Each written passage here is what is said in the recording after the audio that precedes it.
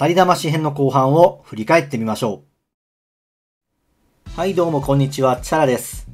今回ですね、日暮の泣き声卒のたたり明かし編が終盤に差し掛かったということで、たたり魂編の結末を振り返りつつ、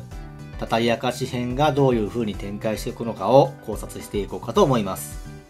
ネタバレを含む内容になりますので、そういうのが嫌な方は、ここで動画をストップしてください。それでは行きましょう。はい、では、たたり魂編の今後をちょっと振り返ってみましょう。まずはですね、児童相談所の方に、圭一たちが陳情に上がるということで、今回はですね、富武と高野、入江も参戦して、陳情に上がるという形になります。しかし、軽くあしらわれてしまったということで、今後どうしようかと話していたときに、今度ね、君吉のおじいちゃんたちの集会に、ミオンが参加しなきゃいけないっていうのを思い出したということで、そこに、圭一たちが乗り込むという話になっていきます。で、乗り込んで、君吉のおじいちゃんたち、村のね、おじいちゃんたちに、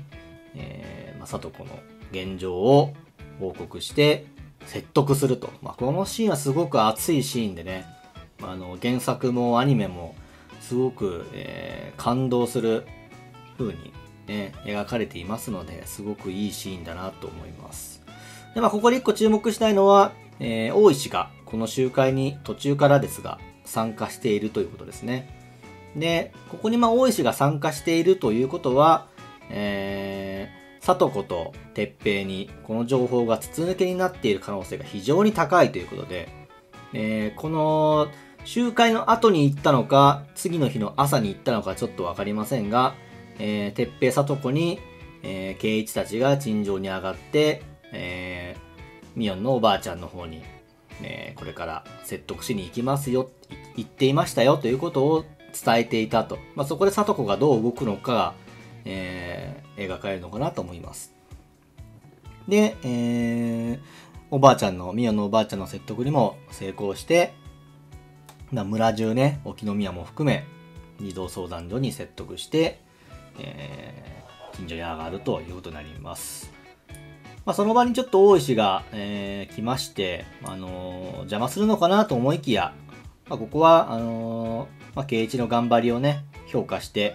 今は、ちょっと思い通りに動かしてあげましょうということで、見逃してくれると。この辺は、大石の悪いところといいところが混在しているというかね、悪どいやり方をする、大石の嫌な感じの雰囲気と、男らしいというかね、その辺を、考慮してくれている大石のいいところ、二つが混在しているシーンなのかなと。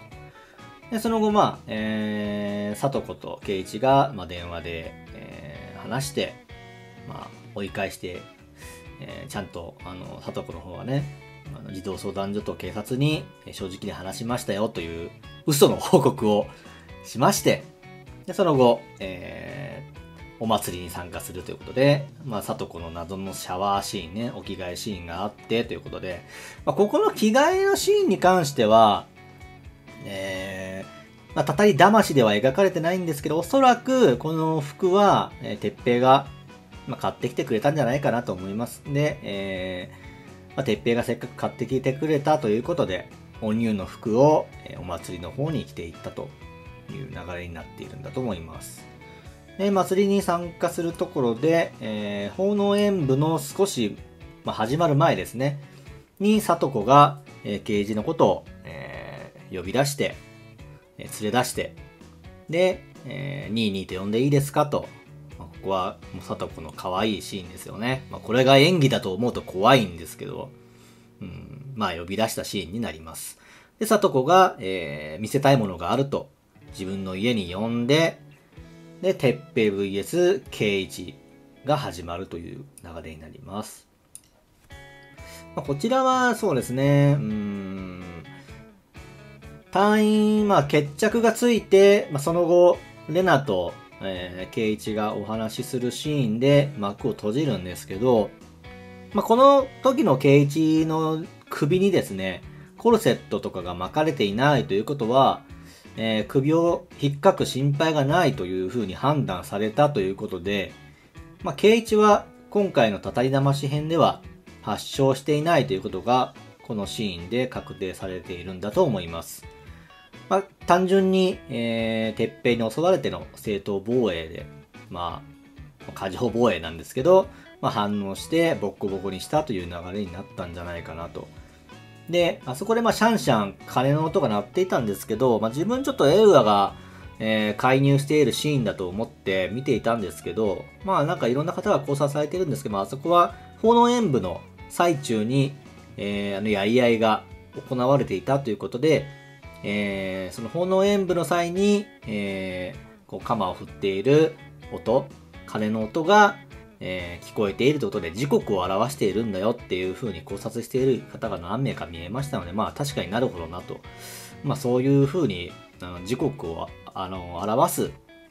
伏線だったのかなという捉え方もできたということで、そっちの方が正しいのかなと自分は最近ちょっと思うようになっています。こんな感じで、たたり魂編が流れていく感じになります。はい、では次は、たたり明かし編の、今後どういう展開になるかを、予想していきましょうということで、たたり魂編の流れの裏側が、たたり明かし編で、描写されるということで、主にほとんど里子は出てきてませんので、前半ね、特に。その辺の裏側の話になるんだと思うんですけど、圭一たちが陳情に行っているシーンだとか、君吉のおじいちゃんたちを説得しているシーンですね。あの辺の裏側では特に里子の動きが全く予想できませんので、この辺は、鉄平とのハートフルストーリーを期待してもいいんじゃないかなと自分は考えています。村にね、悪い噂が流れてて、その辺が、里子が、知ることになってにやりというシーンはあるとは思うんですけど、ハートフルストーリーを描くならこの辺がラストチャンスなのかなっていう感じはしますね。で、このシーンで大石が、集会に参加していたということで、大石から、里子と鉄平に、こういうことがありましたよと、圭一たちが、おじいちゃんたちと、ミヨンのおばあちゃんたちを説得していましたよという話が、あって、里子がどう動くのかっていうのが描かれるんじゃないかなと思います。ただですね、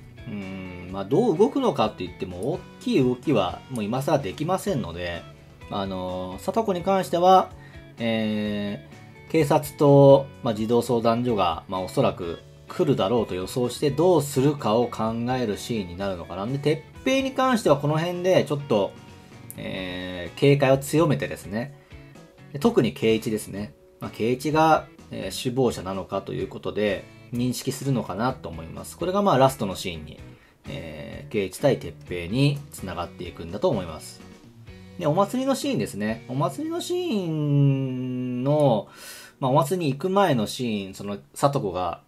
服を着替えて、なんでシャワー浴びてるのかっていうのがちょっと気になる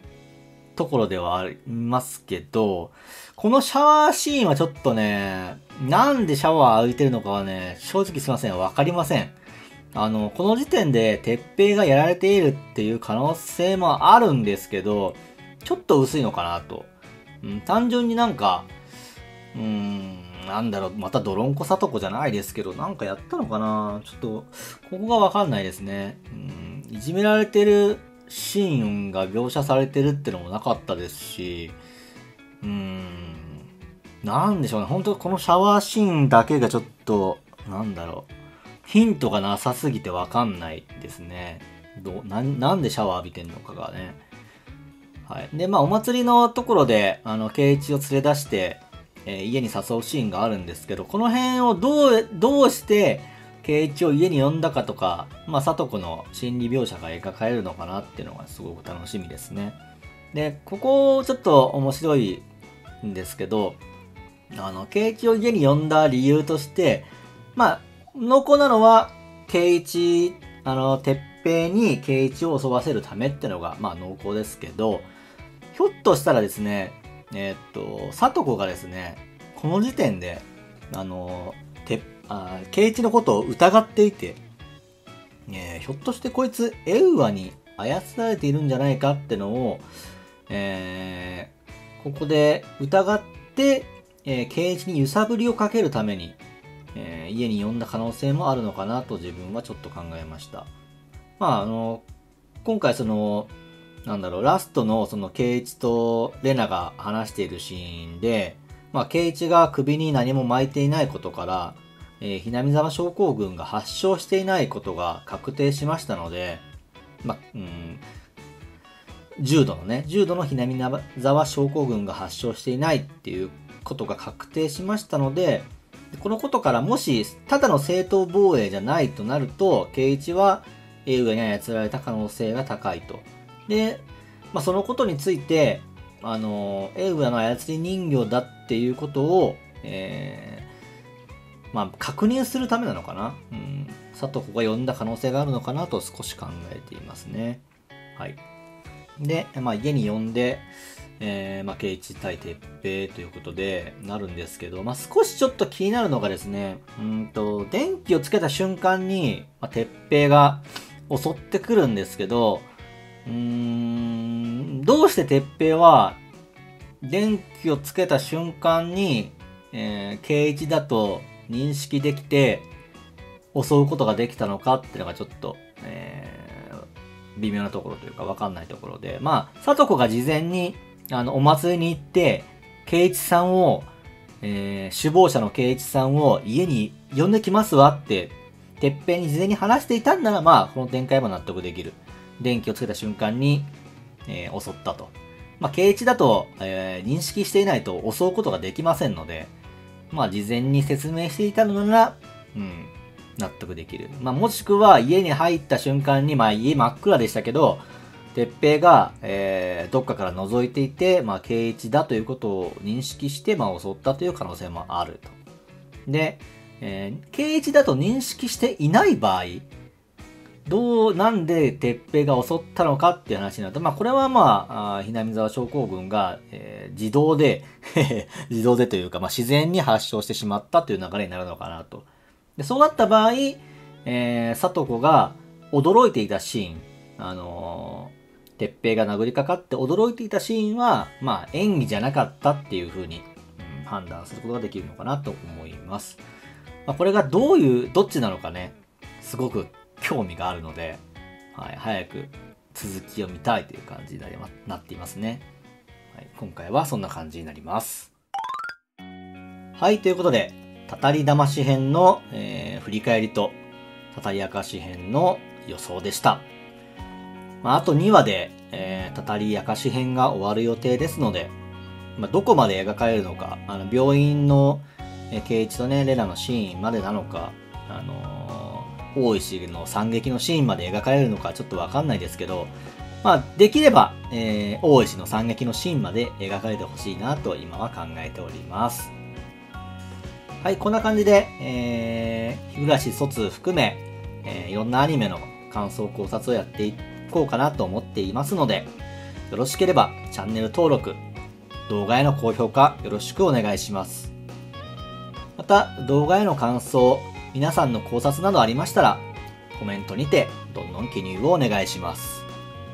それではまたお会いしましょう。さよなら。